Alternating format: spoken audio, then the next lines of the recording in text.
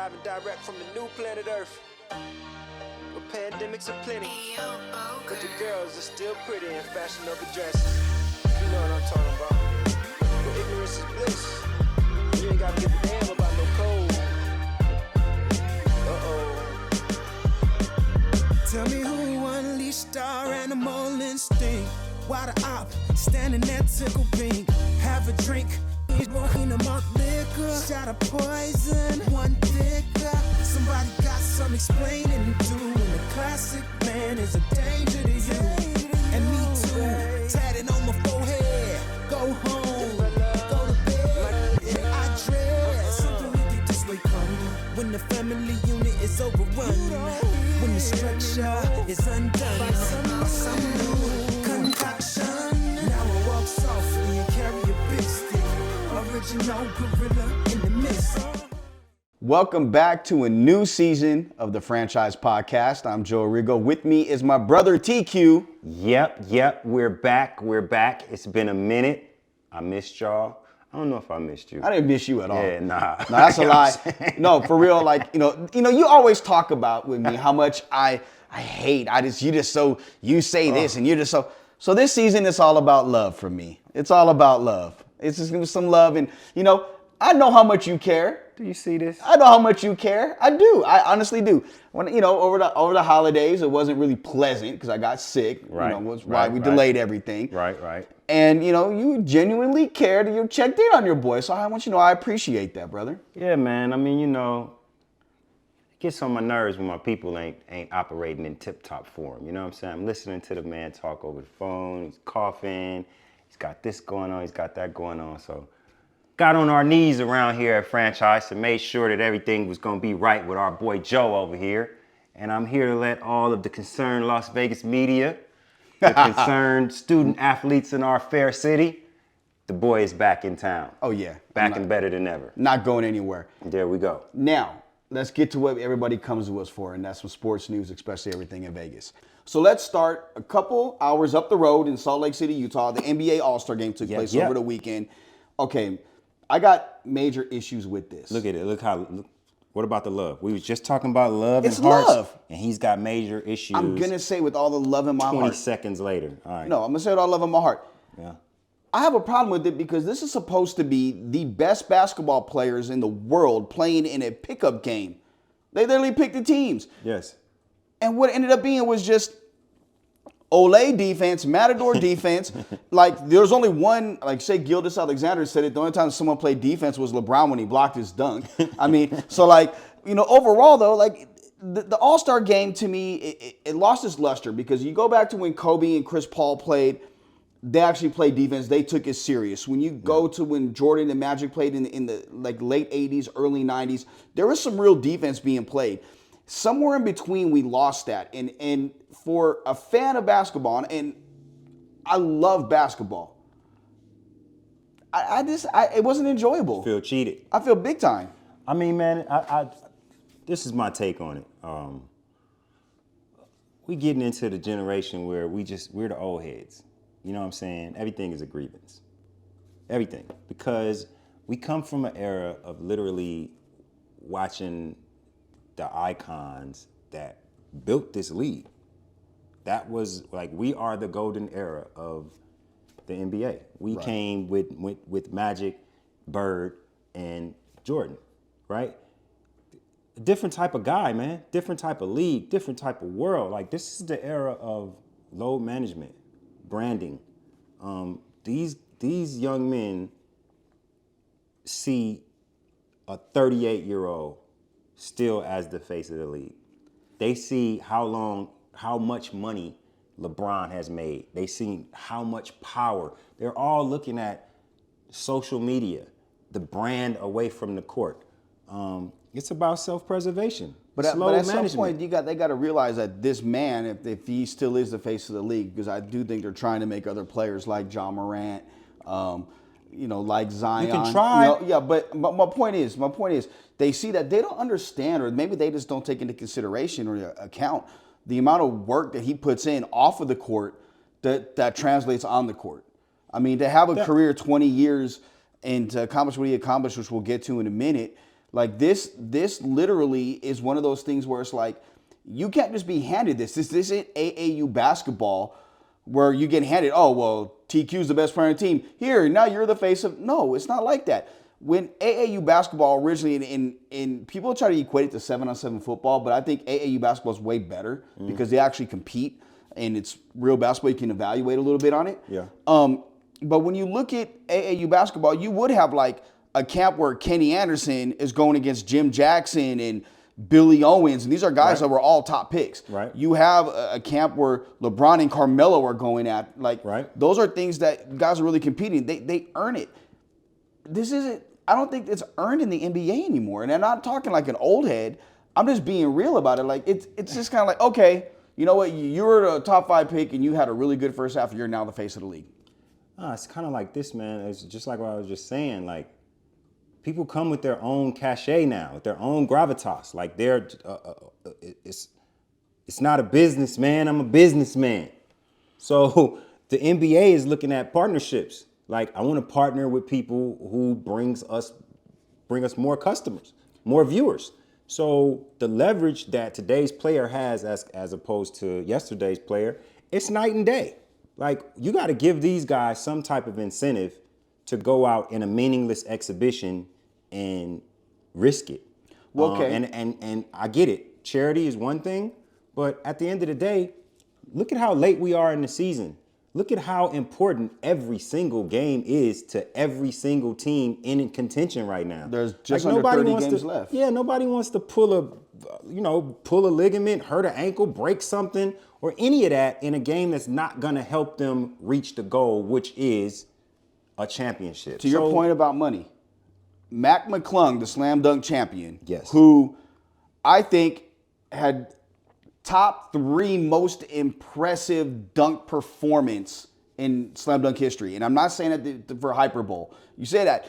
Every dunk that he did on his first try. There was no one else has done that. He did dunks that we've seen Jordan jump from the free throw line. We've seen Dominique's double pump windmill. We've seen Vince Carter's his dunk, Kobe's. We've seen Blake Griffin jump. I think his dunks were way better than Blake Griffin jumping on the kid. I think you're taking the expectation down a little bit. No. Just because he did the dunks on the first time, like, they were 540s. They were double tapping the backboard. Great dunks. There were things that like haven't been done before, or if they were tried, they just didn't get accomplished. And he did them on the first take. I think that he reached the standard. He reset what we expect for the dunk contest. Okay, but if it's somebody I'm 46 years old, man, I already seen this.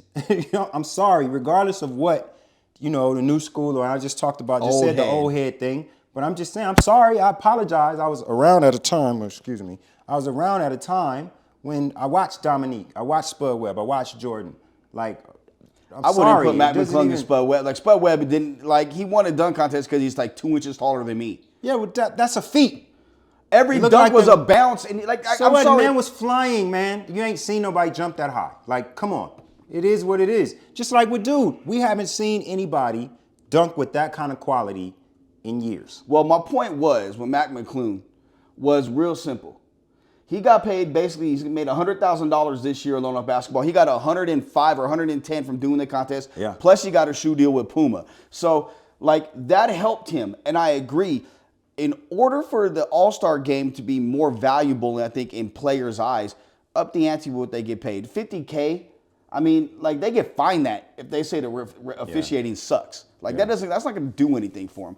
Put $1 million on it. It's not like the league can't afford it. Good point.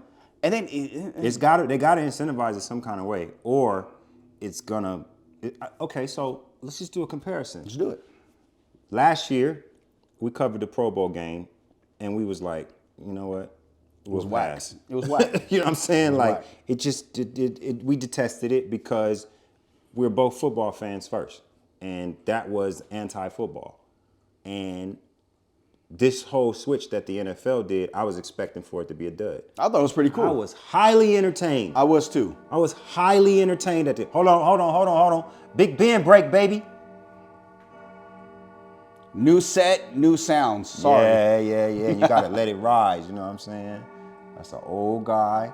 Got to let him do his business. The Henry. Yes. like No his daddy. honorary. Yeah, he gonna come in whenever he feels like it. He don't care what we're doing. All right, we're back. So now, how the NFL reinvented it, they incentivized it, and you saw some pretty good flag football happening. You did. And in between the actual game itself, those skills competitions, I love them. like it all fit. It all fit, and I think that it was entertaining to the fans. The dunk contest, the 3-point contest, I felt was very entertaining to the fan. Yesterday, everybody was probably let down, I'm sure. You know, I will say that when it came to the All-Star game, the best part about it was the halftime performance. That was good. Burner Boy, Yeah. I forget the girl's name, starts with an S. Yeah. Phenomenal. And I love the fact they went to Africa and they brought in some, what kind, okay, your wheelhouse, what genre of music is that? It's not reggaeton, is it? I don't know if it's called. I think they call it Afro beats. Afro beats. I think that's yes. what the genre is termed. I mean, I don't know, man. I've done international music for so long, and when you travel outside of the U.S., it's so just like genre-less. You know what I'm saying? Nobody's really into necessarily what kind of music it is outside of maybe DJs, but I think that it's just kind of a return to the roots, man. That's where hip hop, R&B, and all that stuff came from. So what I found really interesting is of all places where you have Afro beats playing, it's in Salt Lake City, Utah, the whitest place in the NBA. Yeah, that was all right. I was sitting there. All right. But I mean, the NBA is always so forward thinking, man. They seem like they're think tanks, and the people in thought are really thoughtful about, you know, how to expand the league's reach and expand just the entertainment value of their TV products. So, I mean, I respect the NBA in that way, and I expect them to, you know, throw some kind of caveat or throw some kind of left hook to get this all-star situation taken care of. I think it's twofold. One, like when you have the game itself, you're gonna have to incentivize it for players as well as what you do for the charities. Mm-hmm. Two, for the dunk contest and the 3-point contest, you're gonna have to do two things. You're gonna have to make it, again, incentivize it, and you're gonna have to go to stars like Ja Morant and Zion and maybe Jason Tatum, Jaylen Brown. Okay, we need you guys to do this. It's for the league. It's not. You may not want to do it one time, because I think looking back, I think LeBron James kind of regrets not doing it. He's never entered the slam dunk contest. Right. You know, and he may not be a creative dunk contest dunker, but he can fly through the air, and he's so powerful that it would still do something. Yeah. And maybe part of it is like he didn't want to not win it, so therefore, like, I don't want to. Yeah, I mean, you know, you want to. Do you want to just put a blemish on your on your resume just for the sake of people wanting you to? That's all number the greats did, though. All the greats have done it. Again, though, we just talked about it. That was just it was a different time. It was a different time. Like, think about it. How often back then could we actually see somebody dunking? They got YouTube pages and IG channels just literally dedicated to people leaping, doing awesome dunks, better than any dunk that you're going to see an NBA player doing. Like, we're so desensitized to a lot of things that we thought was great when we were growing up. Like, we wasn't missing the dunk contest, bro. No. We would miss the All-Star game and wasn't going to miss I would the miss the All-Star game to go hoop, but during the dunk contest, I would sit at home and watch that. That's how it was. So in the era of giving everybody 15 chances and, you know, the stars not really wanting to be into it, and then, like, what dunks haven't been done already? As soon as somebody wins a dunk contest, give it 10 minutes, somebody's going to go back in the annals and find somebody else doing the same dunk.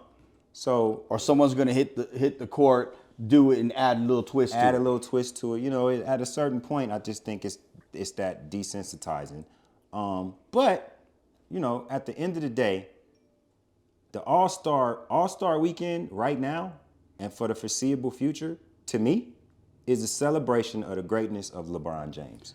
Period. Well, I think this year, and I'm glad you went there, good transition into it. Like, LeBron James, over our break, broke Kareem Abdul-Jabbar's all-time scoring record. Yes. And it wasn't not expected. Like, I can't say I went in with thinking, okay, LeBron 20 years ago was going to break this record. No. But I think in the last 5-6 years, like, yeah, if he stays healthy, he's going to do it.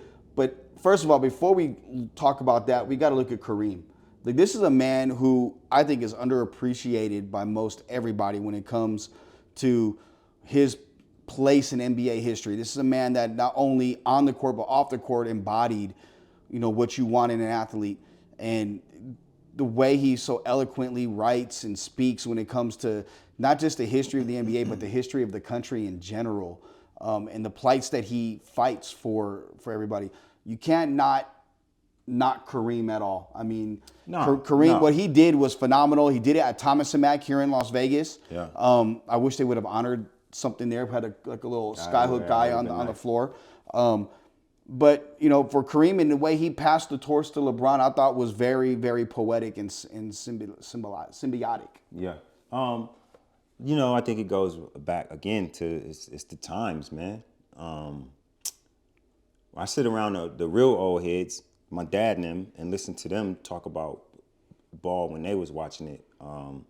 Like we couldn't see it. We didn't get the film. We don't have the as much evidence of Kareem being as dominant as he was from high school all the way up to the pros. The majority of what we saw was Kareem in the equivalent of being over the hill. But he was still dominant. He was absolutely. We were watching him in the 80s. He was absolutely dominant for sure. But we didn't get the inundation of content that you get to see constantly. Like when I'm going through my feeds, when I wake up in the morning and stuff is coming through my feeds, I see so much of AI. I see so much Jordan. I see so much because it was just at a time when the TV product, when the internet was just kicking up, like it was a renaissance for the NBA. So we get and then the players today, like we just get so much footage of them to be able to see them at their all-time great. But when you sit around the table with some older guys and they talk to you about Kareem, they talk about him just like we talk about a Jordan or a Shaq in the level of dominance over everybody else that he was playing with. So I think that in that way, because it's been so long ago now, I was just doing a song and I mentioned riding in the Chevy up the coast. And I'm saying to myself, it's 2023. You better say Tesla. I'm talking about a 64 vehicle. A vehicle from 1964 is a Los Angeles staple. Yeah. Pretty soon, you're not going to be able to see those. You're not going to have parts for them. You're not going to be able to keep them on the road. Like the new Corvettes or we seen the other day? Or was it a Corvette we seen? No, the Mustang. The Mustang. Like, what is that? Weird, like, right? So, but what I'm saying is, I don't think that we have been thinking about the amount of time that's passed since some of these things have happened. So I think that's part of why, so many of the people that watched Kareem dominate and perform as the LeBron before LeBron, they're dead and gone right now. They're not having the barbershop conversations or even the conversations on TV. Who are the oldest people that we get from that era? Okay, Tony Kornheiser and maybe Wilbon? Mike Wilbon? Who else? Well, we're not talking about the guy that's with Shannon. We don't bring him up. I mean, come on, man, stop. I'm saying those are the old guards. Those are the ones that remember Kareem at his most dominant. We don't. We just saw him play for the Lakers and win championships with Magic. I want to ask you this. We all know where LeBron went to high school, right? You can name the high school. We know where Kobe went to high school. Yes. Neither one of them went to college. Do you remember where Kareem went to high school? In New York. Power Memorial. Okay. And we know. I remember hearing this. So I say that with his greatness was like, we know he went to UCLA. We know he played for the Bucks, and we still know he went to Power Memorial. And this is in the 50s and 60s. Yes. Like, that just shows how Kareem can really outlast the test of time. Yeah. But I still go to my same point though. We watched Kareem win championships as an old man. His hair was falling out, right? Like, I gotta bring that up. Like, I want to say he was. No, the reason why I'm saying this is because of sustained greatness. So we have the 3 to 4 guys that we feel are the consensus greatest of all time, right? Okay. And you might have 3 or 4 guys that you question, right? I don't think that there's any question with Jordan, Kareem, and LeBron. No, I do I think that every single person with any type of basketball acumen about themselves has 2 or 3 of those 3 players in their top 3. it's all all subjective. And I think it goes to the eras we grew up in. You go to your pops, he's gonna say Skip Yes. Rock's gonna say Kareem. Yes. Our eras, I'll say Jordan, and I think you are open to the LeBron opened the window up now. Like now we can have that talk with LeBron. Like, Yeah, I think so for sure. But I want to point something out, and Trisha's gonna pull the graphic up while we point this out. Now, everybody loves to point out what Jordan had Pippen, Jordan had Rodman, Jordan had Horace Grant. You're about to say something outlandish. No, I'm not. There's some outlandishness there's about not. to come right now. Here's the graphic. Now look at it. LeBron from 2010 to 22 had 5 top 75 teammates, 5 seasons with 2 all-star teammates, or 2 or more all-star teammates, 21 top 5 draft pick teammates, missed the playoffs twice, 3 rings outside of Disney World, which I count, so we'll say 4 rings, 5 NBA Finals losses, and no three-peats. Jordan, on the other hand, from 84 to 93, minus the 2-year hiatus, and then 95 to 98. There you go, talking all that Go trash. ahead. I'm giving love right now. I didn't see you there. He's had 2 top 75 teammates, Pippen and Rodman, 0 seasons with 2 all-star teammates, 1 teammate that was a top 5 draft pick, 0 times missed playoffs in that span, 6 rings, no finals losses, and 2 three-peats. Now, did Jordan do it alone? No. But Jordan also globalized the game. And yes, before Magic and them, they weren't in Spain like that. It was Jordan. I hear you, bro. And the thing that I was talking with somebody that played in the league over the course after LeBron broke it the next couple of days. He said, and Anthony from Prep Rally and I talked about it too, Jordan was feared by his peers when he played. How many guys in the league did not win rings because Michael Jordan was like, I'm not going to lose? On top of that, you look at the teams of the 90s, the team of the 90s, Jordan and the Bulls.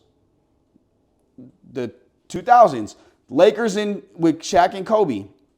The team of that next decade isn't LeBron in the Cavs or LeBron in the Heat or LeBron and the Lakers.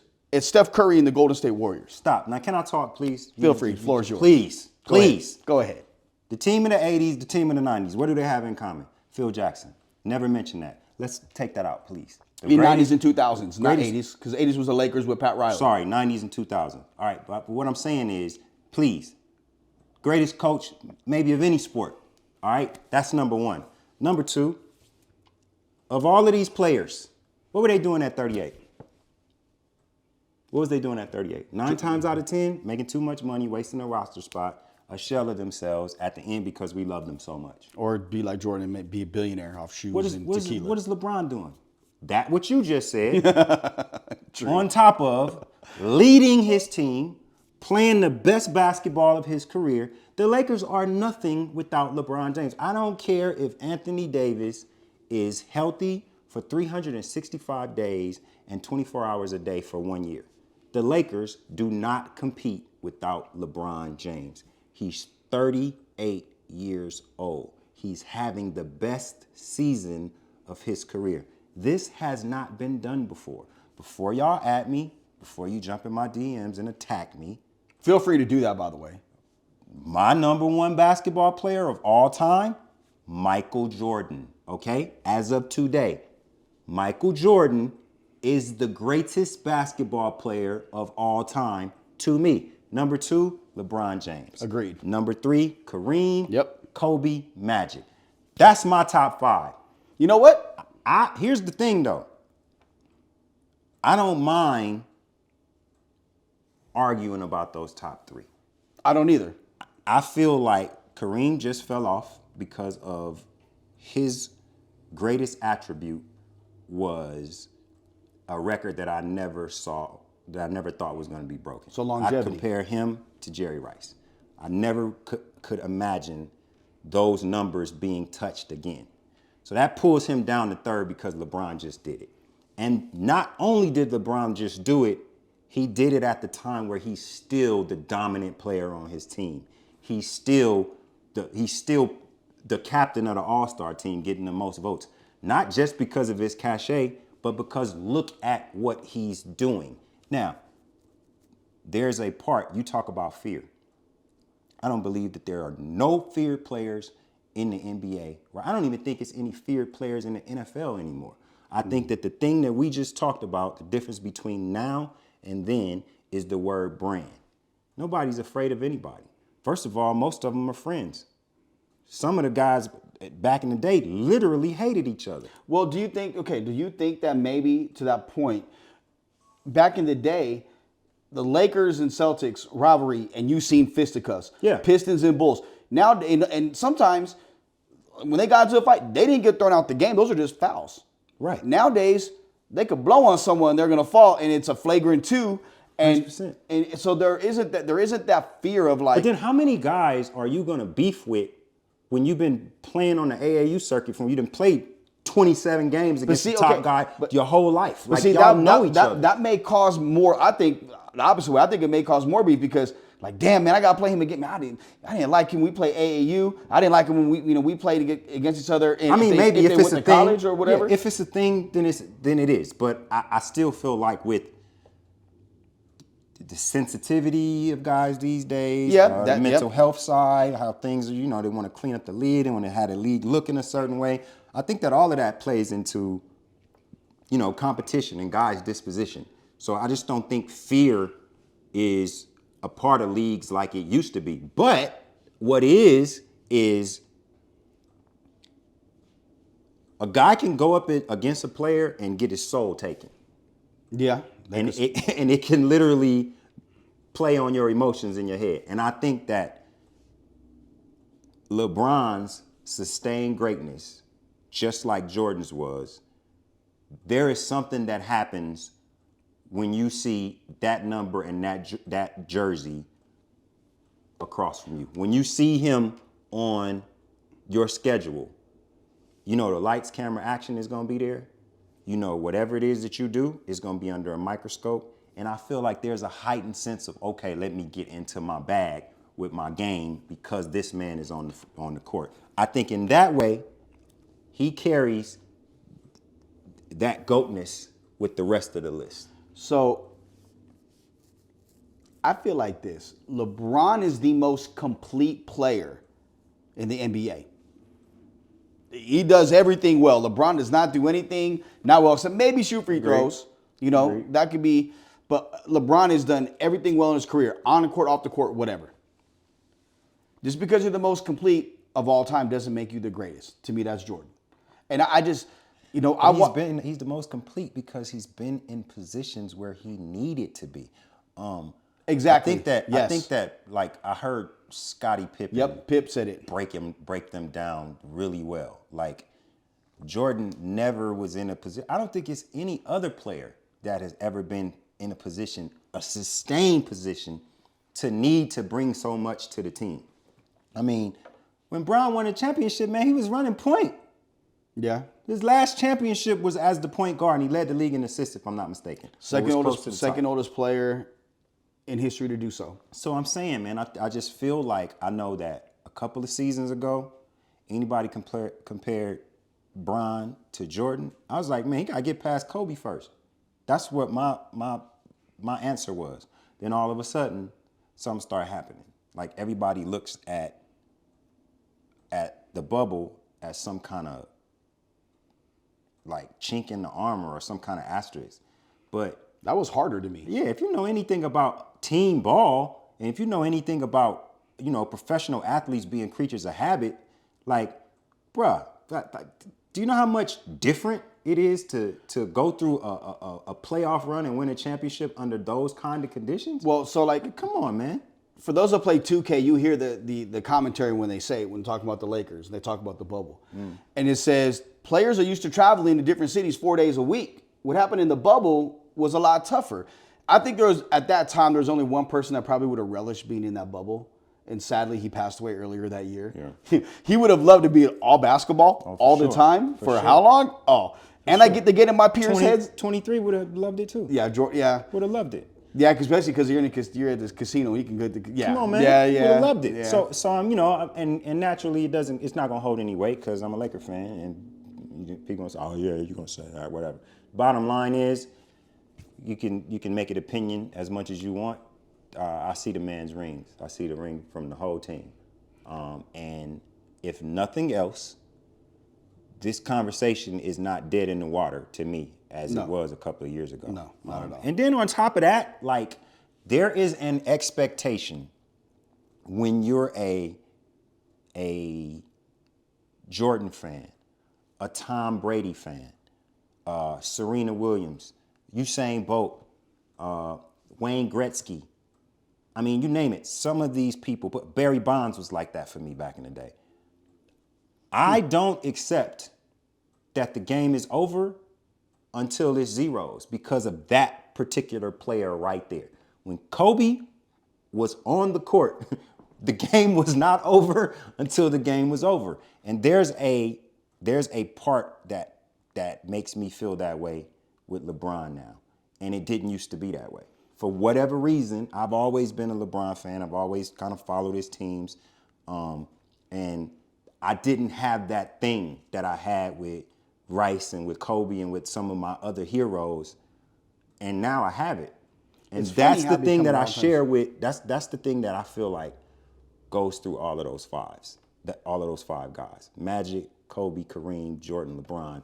There's a thing there that makes you feel like it's not over yet. Like the Lakers, I'm expecting now with these changes at the... Oh, man, I'm glad you got into that, man. I'm expecting a showing in the playoffs and to win a series or two. Look, man. Because of LeBron and because of the team that they built. Now see, when you said before take LeBron off the Lakers and they're not going to do well, I think that was the case up until the trade deadline. I think if he missed a couple games, they would be not sustained games, not like half of the rest of the season. I'm talking about if he missed 2 or 3 games with D'Lo, with Beasley, with Vanderbilt, with Mo Bamba, and AD, I like it. And what I like about it the best, and I've told you this, and I personally think Kyrie resigns with Dallas because they're going to give him the close to $200 million that he's going to want. And I think, okay, you're in Texas, no state tax when you play at home, whatever, good for you. I hope not. I would love Kyrie on the Lakers. I hope so. But I don't think it happens. I think what's more likely is they re-sign D'Angelo Russell. And I think D'Angelo Russell is a key, like the key piece. He fits because he can move without the ball. He can knock down the three. He does it all. He almost is like a Mo Williams type when LeBron was with the Cavs. So I think he's better. Yeah. What Vanderbilt brings, he's my favorite out of all. I mean, not take that back, D'Lo is, but Vanderbilt, I'm really excited about him because of what he brings to the table. Yeah. Like, he's that hustle dude. He's athletic. He can go both ends of the court. Yeah. Rui Hachimura, I call him Hoochie Mama, right? Stop it, bro. He's Rick Fox. Yeah. Like, good point. He's Rick Fox. He'll do the dirty work. He can knock down the mid-range. He's big-bodied. And then Beasley, I think, is a lot like Buddy Hield, except I think he plays better defense and he's more athletic. So they got the pieces around that team. I think they're going to make more of a push than, and I'll even bring it up now, with the Clippers signing Russell Westbrook. I think that's, again, square peg, round hole. And, you know, they're probably not going to get past the second round again. That's just my opinion. But with the Lakers... Well, first of all, the Clippers are cursed. Doesn't matter if they bring them Wilt Chamberlain, Larry Bird, Oscar Robertson, and sign all of them. They're just cursed. You understand? When it starts in San Diego, it's going to go bad. Just here to tell you this. I've told you guys for years. It's just what it is. I'm sorry. I didn't do it. Maybe we want to talk to... I don't know who did it. I don't know why. I don't know why it's this way. But you look at the Chargers, look at your Padres, you look at your Clippers. It's just something in the water down there. Beautiful place. Love you guys. You know what I'm saying? West Side, baby. Now I'm gonna get a call from Tim. Now Timmy T's gonna call me now. I'm sure we're in a new season now. So I don't care what Timmy T's talking about. Oh. He's already drugged me down off of that terrible exit. Listen, man, listen. Let me just move into this because this is not fair to me, okay? I've had a terrible, terrible, terrible year of sports. It has been trash. I mean, some of the worst types of it's like I'd rather people like USC and the 49ers to just lose, man. Don't get all the way to the big dance and then get hurt. Come on, don't do me like that, man. No, I didn't bother you during that time. I didn't say anything to you. You can't say anything. I know, but I could, but I just didn't. You I was can't. like, Green Bay ain't beat San Francisco. I wasn't even bringing them. 15, I wasn't 20 years. bringing them up. I'm just saying. The What way can you say? The way What one of my teams can you loses, say? you'll call me no matter what, whether you like them or not. But like, No, just I don't like your teams. I didn't bother. I didn't bother you. I said, you know what? I'm gonna let him be. I'm gonna let him bask rough, in the man. ambiance of choking to the Philadelphia Eagles. Hey, Choking? you gave it away. Choking. Hey, well, you also talk about depth, right? Bro, check this out. Check this out. This wasn't even on the docket to talk And about. it's not gonna. We're not going into it. We're not going into it. I don't need to sit here and spend time with NFC losers. So people like Green Bay and Dallas, just be quiet. We'll hear y'all next year. Please, please. On to the USC situation, the UNLV situation. I mean, it's just, what did I do wrong? What did I do wrong? Maybe it's your What attitude towards is everybody that doesn't wrong like the with teams Dodgers? you have. How did y'all allow that to happen last year? Now that we're on the subject, can you explain this to me? How many games did you win? 270, and then you get to the first round of playoffs, and you let the Friars, The He-Hoes? So that being said, we do have Aaron Rodgers coming to the Raiders. Yeah, we do have that part. So, you know what I'm Go saying? It ain't read gonna be too Gabe bad. Santiago's article on Franchise Sports Media. It's a good job of breaking down why Aaron Rodgers and the Raiders make a lot of sense. And Yes. quite frankly, as someone on the other side of it, Ha! no, I'm not. No, you say that. I'm gonna be honest. I got melancholy the other day. Oh, melancholy. Yes, That I was did. called- Did you cry like you did No, with I Devontae? No, I actually got nostalgic and was kind of like, damn, like, you know, like it was, Yeah, I saw your it was little really sad cool, tweet. you know, really cool to have this, and yeah, whatever right. happens. But I'm interested, as anxious I am to see what he does. If it's Jordan Love, if he takes over and they move on from him and he comes to the Raiders, it's bittersweet. It's like, okay, Bittersweet because you know that's just terrible. That No, was the worst move in professional football front office history. No, people said that when they let Brett Favre, they traded Brett Favre too. So like whatever, like sometimes it's better for everybody involved to move on to start anew. And you know what? You guys are starting anew. I think that's the case. If Oh, you're yeah? going out to a new quarterback, you're gonna. Okay. Yes, I think that's all part of it. But Oh, sweet, But at the end of the day, we'll see. We'll know in the next couple of weeks whether or not Aaron Rodgers will be a Raider, or will he be a Jet, or will he be a Titan, or is there a mystery team out there? I know who doesn't know anything. That's Adam Schefter and Ian Rappaport, according to Aaron Rodgers. Then he ain't told them nothing. No, he said if anything comes out from those guys, they don't know poop, and they said they're the word. He goes, it'll come from me. So he said nobody in his inner circle is talking to them. He didn't even talk to his agent until last week. A-Rod So is quite the petty, bro. I like that. I do part too. about So him. he just got out of his 4-day darkness retreat. Did he? You know, I'm interested in that though. What? I would do something like that. What? 4 days and Go to complete the top darkness. of the mountain with a big bag of weed and get high? No, that's What? you. That's not me. That's you. You don't think that's what A-Rod just did? No, he you went- Don't think he- that was his dark place? Man was smoking gas, man. Come on, man. You know, Look at A-Rod. You ever watch A-Rod on the Pat McAfee show? A-Rod's sitting there, man. A-Rod just got friends with a spliff, man. I'm sorry, man. well, I could be wrong, but I'm saying I think I know something about this subject. a little bit, but you know what I'm saying. speaking of football now, you and I both at separate places watched the Super Bowl. Yes. Very entertaining game. Didn't necessarily love the call at the end because it let it go all day. Hated it. But Hated it. the game itself was a great game. It was. Congratulations to the Kansas City Chiefs. He won't say it, I will. Under no circumstances. That being said, halftime performance, Rihanna. Yes. Now, I was at Big Ant's house watching it with him and his family and, Yes. and Carson from the Sean Porter Way podcast Yeah. and a couple other people. And when she came on stage, the stage was phenomenal. Yes. I looked Absolutely. and I said, she's pregnant. Yeah. And that became the debate. And I guess it went viral too with everybody wondering. She happens to be 6 months pregnant, so congratulations to her and A$AP Rocky. Yeah. He's getting the bag. I mean, he made sure we got one. I'm not losing out on this meal ticket, baby. But Shake the man's hand one day. she did a great job. Like, I would say since Jay-Z took over, the first year I believe it was Shakira and Jennifer Lopez and down in Miami. And then last year in LA was, I think, outside of Prince, the best Super Bowl performance ever.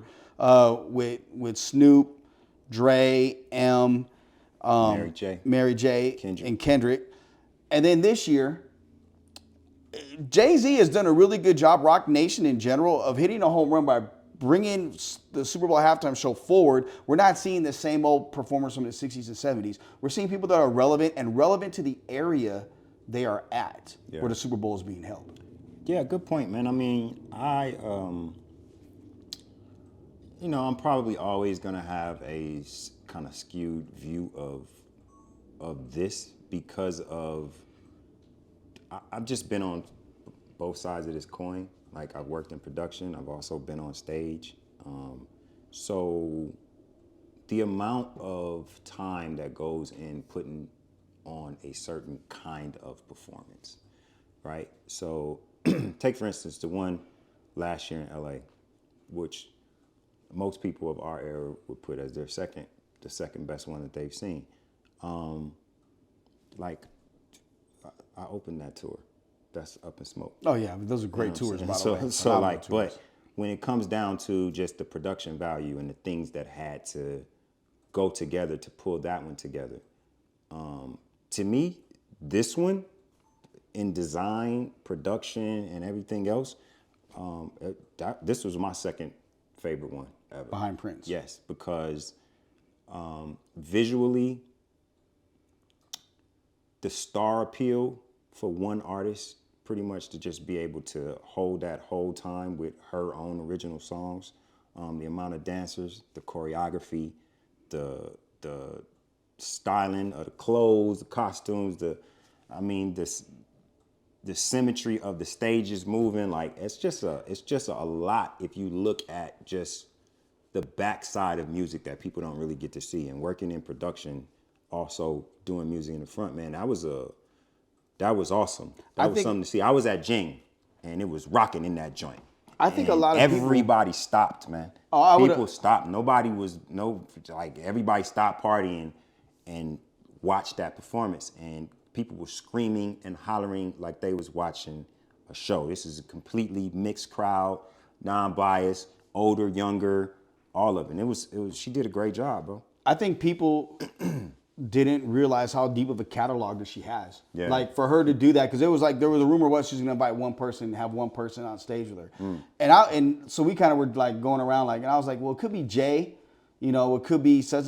But at the end of the day, for her to do it by herself, I was in awe. Like, I really was. I was like, okay, this is the stage, and then to be pregnant and to be on stage and.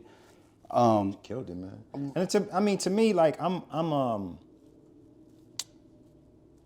gonna say, in my lifetime, just body of work, that she's probably my favorite female performer. Really? Yeah. Yeah. When it comes down to like performing, I'm not talking about the voice. I'm not necessarily talking about the song. I'm just talking about the all-encompassing artist. She's probably my favorite. So who do you think could be here in Vegas next year? Because obviously it's right here in hometown. Who would you want to see? I have an idea who I would want to see. I don't know, man. I haven't even thought about it. Really? I literally haven't even thought about it. I don't know. It's like Jay-Z's really like used up a bunch of my great ones. You know what I'm saying? Like, well, because I honestly believe that like Mary didn't get her just due last year. Okay, I agree with that. And that goes to, I want to see Jay-Z do it. So with him bring out Beyonce, him bring out Mary. You could put Jay with a bunch of, everybody. He's worked with everybody. People, yeah. Yeah, and you could go through a Jay catalog. That would be sick. That would be sick. But he got to bring out Ye. He got to bring out Ye. Ball so hard, baby. Come on, man. He don't have to. He got Rihanna man. For that. She can sing in this town. Come on, man. You got to bring out Ye, man. That's bring out Beans. Stirring the pot right now. Beanie Siegel. Bring out Beanie. Like, that would be bad. Saying I don't know. Damn, that's a good question. They got to blow it out the park, which we expect. And this is the fourth and final year Rock Nation has. I believe that was a four-year Super Bowl really? thing. So I think it could be re-upped, and it should be NFL. But like Jay, I think that would be the one where you bring the biggest star you possibly can. And in all honesty, in Billboard Top 100 said it, Jay-Z's the number one rapper of all time. So how you feel about that? I don't. Since we're talking about these GOATs, we just had the basketball GOAT conversation. How you feel about this list? What was the top 5 on this list? Okay, the top 5 was Jay at number 1. Okay. Number 2 was Kendrick Lamar, which I don't agree with that. 3 Nas, 4 Tupac, 5 M, and out there when number 6 was Biggie. I actually think M is the number 2 guy. Behind Jay. You think Jay-Z's I'll take Jay-Z. Time? Yeah, I mean, but then again, it comes down to what you're looking for. If you're looking for lyricists, like you're saying rapper. It's all encompassing. I mean, you got to put his lyrics, you got to put his flow, you got to put his MCing, you got to put it all. his marketability. So yeah, Jay his songs. Jay number 1, M number 2. You feel like Jay-Z's the number 1 rapper of all time? Yeah, I do. And it hurts because I like guys that are like lyricists. I like Common. I love Common. Him and Razkaz are probably my 2 favorite with Jay-Z. And you're talking about lyrics. Yeah, but that's somebody. It's just lyrics. None of them people rap as good as nobody. None of them can rap better than Black Thought. See, that's nobody that you just named, and you named some great ones. None of them can out rap Black Thought. So how can either one of them be the GOAT based on to me? Lyrics? So for me, it's J, M. I would probably have because and this is based on lyricism. This is based on everything, everything. Okay. And I think because Eminem he had the biggest risk to take, and Raz actually broke this down to me about over a decade ago because we were talking about rappers and whatnot. He was like, if Eminem failed as a rapper, that him, Dre, and Jimmy Iovine would be looked upon as clowns in a lot of ways because now you're going back to Vanilla Ice or insert white Mike rapper, whomever. Come on, you gonna put Dre, Eminem, and Jimmy Iovine together and expect that there's gonna be any room for failure? I'm just saying, there's not gonna be a failure there. Hey, there's not. You're putting an innovative mind in the music industry with a whole think tank and a bag full of money behind him. You're putting the greatest producer we've ever seen in any music genre, and you putting one of the greatest people we've ever seen pick up a mic to rap. That was a win. But see, any fool that didn't understand that was gonna work is an idiot. I didn't learn anything from you in our 25 plus years of brotherhood, is it could always go wrong no matter what. It could always go left real quick, and the ones you least expected to go left, when it goes left. It could, but come on, we bet in the house if we got Jimmy Iovine, Dr. Dre, and somebody that could rap like this. But if MTV didn't get behind him and really say, okay, we're gonna do it like hip hop. Okay, stop right there. Okay. All of this we understand is a business, right? Talking about payola? No, I'm just saying. All of this is a business, right? We understand that all this is a business. Jimmy Iovine, up to this time, has been very successful in this business. Right? Correct? Now you're gonna put a white kid that could rap just as well or better than the black kids in his lap. You don't think he goes into signing this kid knowing I'm about to run MTV? I'm about to get this, and this. And I'm going to put him with my number 1 asset, who's the best producer anybody's ever seen. I'm thinking Eminem didn't take a risk at all. Why? Because he's looking in the mirror and he's rapping to himself and he's saying, who's better than me? Who is better than me doing this? There is a time when you got the gift, you can look at yourself and you say, I'm a bad MF. Give me my shot. Give me my chance to get in the lights, and they will never forget me. What's my man name the other night? McClung?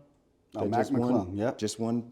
It's the same situation. At some point, that guy was saying, yeah, I might be a rather small, unseemingly white guy, but I can jump out of the roof. And when I get a chance to show what I can do on the stage, I'm going to be just as good as or better than all the rest of these dudes. And I believe M said that at an early age. I think that it was also shared by his peer group and all of the people that he was dealing with that, hey, this kid is different. So do you think it's too early to put Kendrick Lamar in there? And if not, because you look at Kendrick. I think in a lot of ways, Kendrick and Nipsey Hussle are kindred spirits. Come out around the same time, same coast, like same type of demo. If you're looking at it, target demo, like Pac and Biggie. Like again, same. You know, Pac was before Biggie, but when Pac really, really blew up, it was when him and Big really, you know, the self-made East Coast, West Coast situation. I feel like we saying, we talking about rappers, and there are a lot of factors that go into what makes you the greatest of all time. And the factor for Kendrick and for Biggie is it comes down to body of work. Like, you know, I've listened, Kendrick Lamar gets into my soul. You know what I'm saying? The songs, the subject matter, his ability to switch up his flows, his innovation. I just don't think the body of work is there yet. He hasn't done enough projects. He hasn't done enough albums. Like, yeah, Biggie could have been on his way to being one of the greatest or the greatest MC we ever heard. But you can't put him there after 2 albums. Like, I understand New York City, that's like, you know what I'm saying, that's their guy. I get it. But like, you can't just like cover the opinion of the rest of the world just because he's the king of New York. That's fine. And he gave 2 great, awesome pieces of art, right? But it was only 2. Jay-Z's been sustained, man. Who you got then? Who's your number one? Tupac.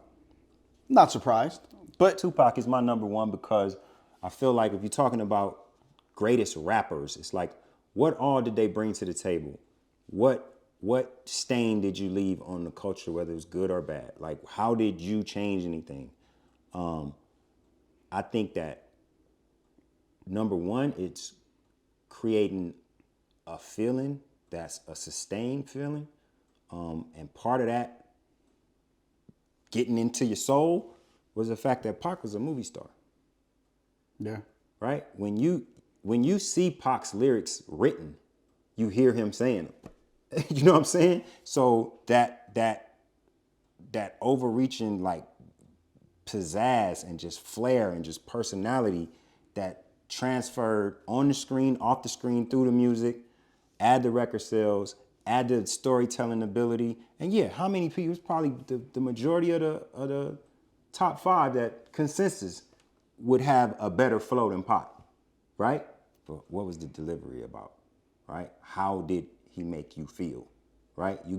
There are certain parts about being a rapper that you have to add in MC, master of ceremonies. Every single ceremony that Tupac was involved in, he mastered. You brought up the poetry, the activism as well. Yes. Lyricism is acting. The movement. But okay, so, and I don't disagree with that. And you may have changed my mind. He may have gone to 2 for me behind Jay. Because I know his life was tragically cut short, but Jay's longevity. But Jay also found Rihanna. He did. Made her and Kanye billionaires, and really he made the final decision, him and Dame, to sign Kanye to Rockefeller. You look at other artists that he's put out there and helped put in positions. Rick Ross helped put in positions to be where they're at. You know, he got a hell of a treat. And you and I talked about it, and you mentioned it. I want you to mention on camera about when you said he's in the discussion, and there comes some of the flack you got for saying Jay-Z's in that discussion. Yeah, I went on one of the boards. I don't know if it was According to Hip Hop or one of the pages that I follow. When they released that he was number one, and I didn't say that he was number one. I just felt like he had a stake, and I said, hey, he got a part of this conversation.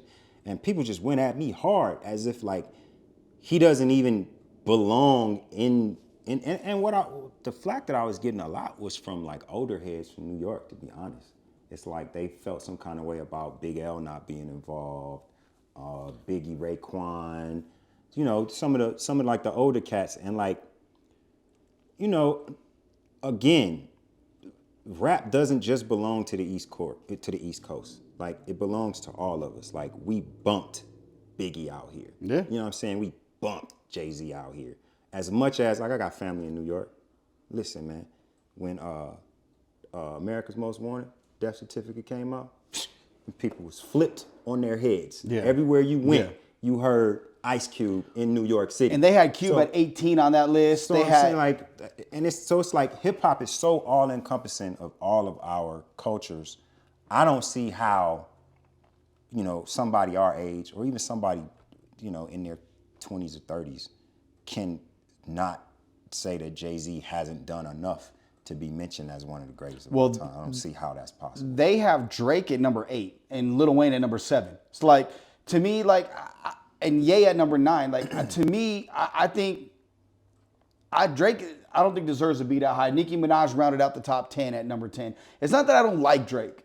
Right. I just, he does put out, he puts out bang, he puts And out Drake's slappers. but yeah, when it comes down to it, man, Drake, the ability to make good songs that everybody likes, Yeah. who's better? There's right now nobody. Right now nobody. For the last decade, who's Yeah. been better? So I don't necessarily know. I think just Drake being in that list kind of feels to us like putting Usher in that list. Yes, yes. Like, come on, stop singing. I get it, but still, man, at the end of the day, man, you don't think Drake can command a Super Bowl halftime show?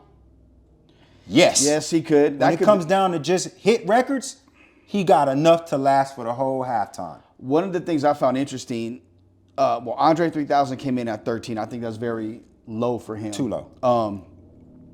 And at 22 was the first time we seen a Wu-Tang member on there, and it wasn't Method Man, it wasn't Raekwon, it was Ghostface, who, in all honesty, is probably my favorite. I love Ghost, like that was my guy with Wu, but it was like, wow, you ain't had a meth, like Ray.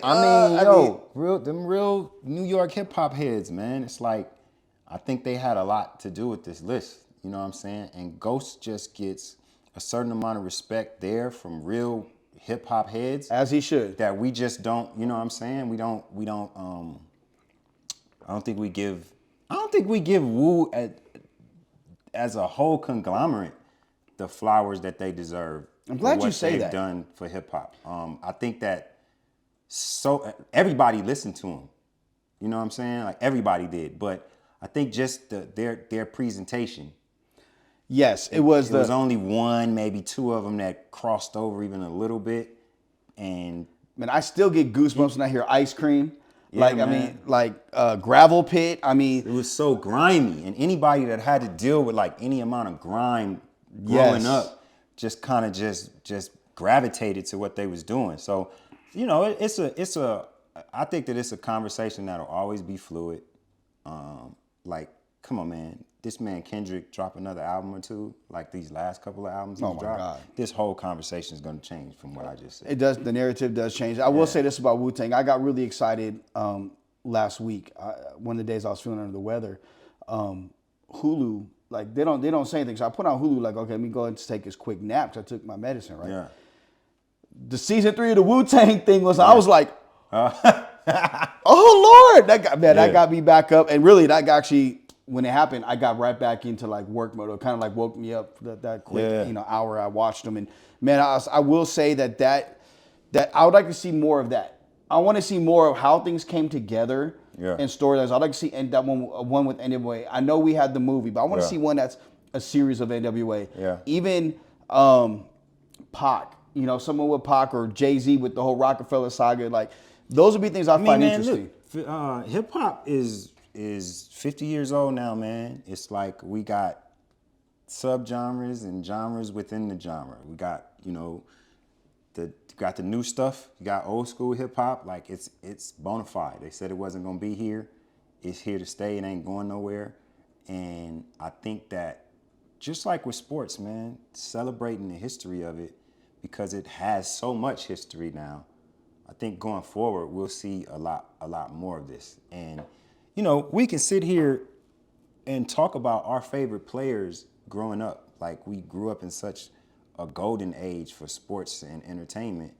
But it was being able to go back and see those things again, which has them so stuck in our imaginations, right?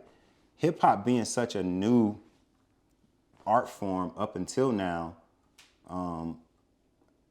I don't think we've had that opportunity just yet, and I think it's coming now. Like, you look at what the Grammys did for the genre. I think that moving forward, it's not going to be the black sheep genre anymore. Like, I think that, you know, the young kids are innovating it. A lot of the old heads are like receiving their lifetime awards and their flowers and all this and that. I think it's a good bridge for the future to just start, you know, exploring the past a little bit more, telling those stories like that. Real quick, before we get up out of here, you brought up the Grammys and the changes. Do you like what you've seen change-wise with the Grammys? No. No. Oh, wow. Really. I don't. I know what was talked about, what's supposed to happen, but at the end of the day, I feel like, you know, when you have mainstream television stations involved and Nielsen ratings involved, you're gonna get a certain amount of watering down of the art, and that just is what it is. For whatever reason, we're gonna have to endure certain things regarding the Grammys and the music industry, entertainment industry in general, that a lot of us ain't gonna really want to jive with. But at the end of the day, it's a part of the present, it's a part of the future, and hey, you just gotta mind what you watch. I think we all need to try to make sure that we stay mindful going forward. And you see something on TV or you see something in your feed that don't make you feel good, turn it off. That's what it is. Simple as that. We're going to dig into some of these subjects this season, though, in season 4. We're always going to be a sports show. You know what I'm saying? Big Ben, let Big Ben do it. He's saying, wrap it up, B. Wrap it up, up. homie. He's TQ, I'm Joe Rigo. Follow us on Franchise Sports Media. Follow the franchise at TheFranchiseLV on all social media accounts. We're back next week with more of your content, sports and entertainment right here on FranchiseSportsMedia.com. Holla at your boys. Got some explaining to do, and the classic man is a danger to you. And me too, tatted on my forehead. Go home, go to bed. I dress something we do this way come when the family unit is overrun.